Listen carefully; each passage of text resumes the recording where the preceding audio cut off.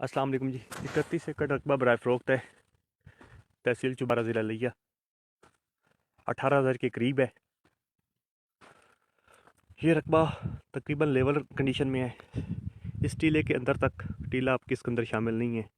फिर इस टीले के अंदर तक ये मुकम्मल इस साइड पर आप लेवल देखते जाएं, लेवल रकबा है।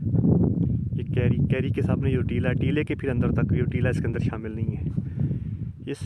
इस टीले के ऊपर ये जो दरख्त है, इस दरख्त के अंदर तक, और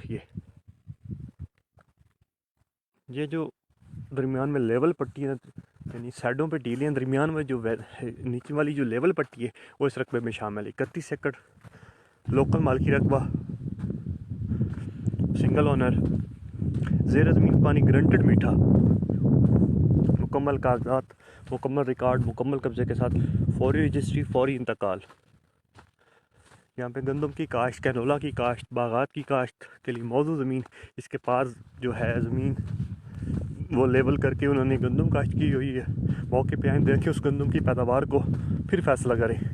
वो ज़मीन आपको ऐसे लगेगी जैसे 35-40 लाख एकड़ वाली ज़मीनों पे जिस तरह की गंदम में, वैसे ही यहाँ पे है। सोलर लगाएं, ज़ेर ज़मीन पानी ऊंचा है, मीठा है।